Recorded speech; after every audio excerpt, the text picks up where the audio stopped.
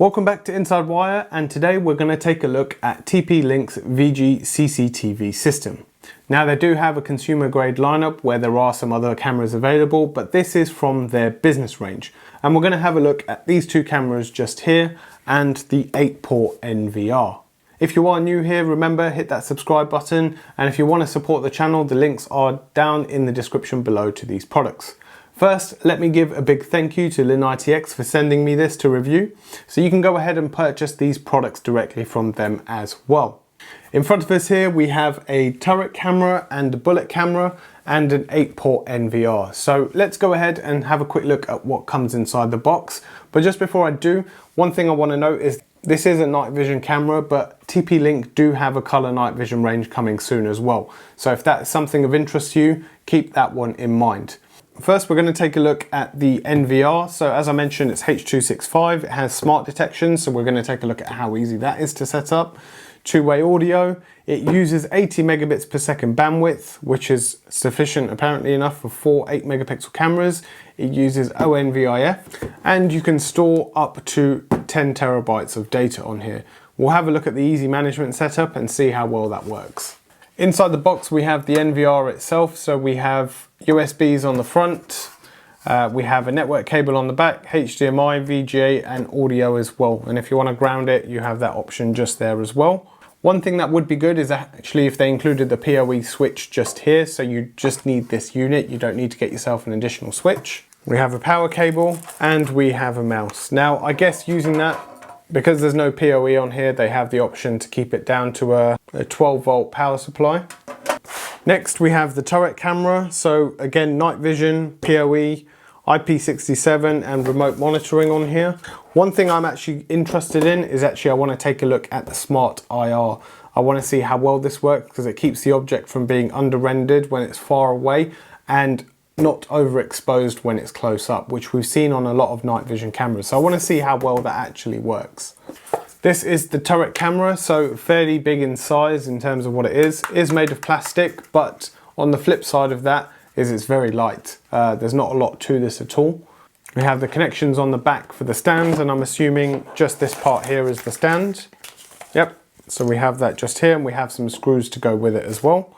Now this one, I have to say, this box just here feels like there's nothing in it. It is incredibly lightweight, so I'm just interested to see how heavy this camera actually is.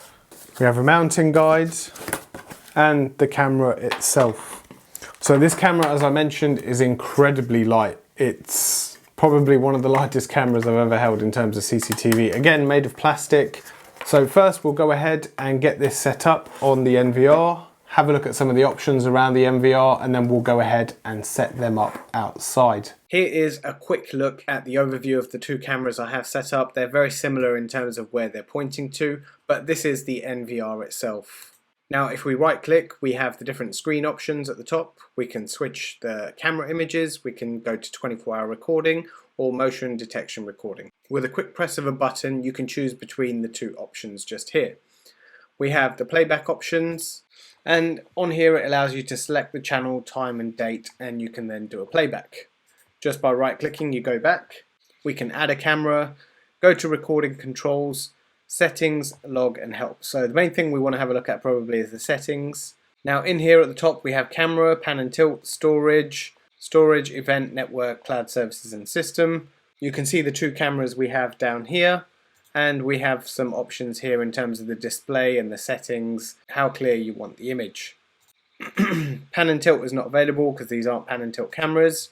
We have if I quickly go to hard drive management, we have a 10 terabyte hard drive in here, so that's good to go in terms of that, and it can take a maximum of 10 terabytes. We have events, so on here we have the motion detection sensitivity, and we have human and vehicle detection, which isn't actually available on these, but you can choose the sensitivity in terms of the motion detection and where you want that to be. You can choose the trigger action, so you can have a buzzer, recording link. There's the video tampering, area intrusion, and line crossing detection. And if you have any exceptions as well. We have the network, which is quite straightforward. You type in the IP address. Cloud services, so you can actually use this to download the app, which we will have a look at shortly, and you can connect to the app via this as well. And then the system. So time, date, where the output is. In terms of firmware upgrades, it can do online upgrades, so you just check for upgrades and you'll see if it's the latest and greatest. A very simple interface here. The only downside is you have to plug into it. You can't actually go to a web interface to be able to use this. We start at the furthest point of my garden, and it was still quite dark there, which was about 7 to 10 meters away roughly, and the image does get clearer and not blown out as I get closer.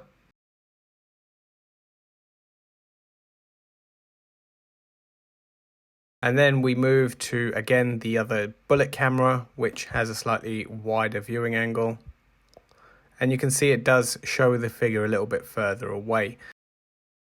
The camera was turned off on the other one, so there was no dual IR sensor on here.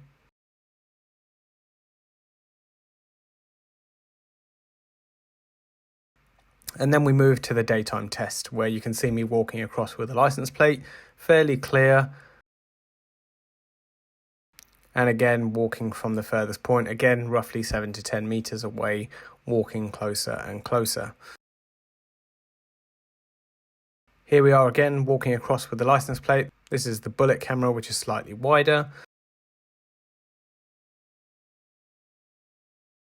And again, walking from the back of the garden, so you can see how clear the license plate gets when you walk towards it. Overall, for a budget CCTV, the image is not bad at all. I would say the night mode could be a little bit better, but I didn't really see too much around the smart IR. There was a little bit, but not anything really that noticeable. Perhaps I might have missed something, so if you did see it, do let me know down in the comments below.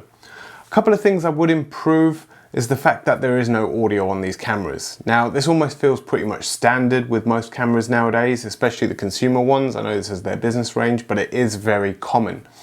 But that being said, when the camera is higher up, you may not be using the audio anyway.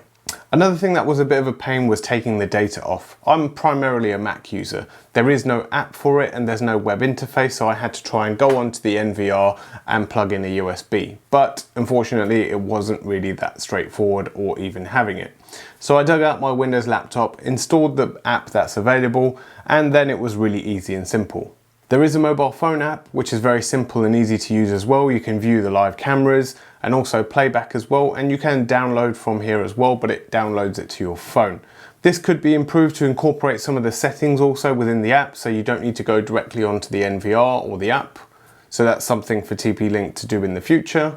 I hope you found this video useful. You know where the links are. Do give me a thumbs up and comment down below if you found this useful. This is Inside Wire, and I'll see you in the next one.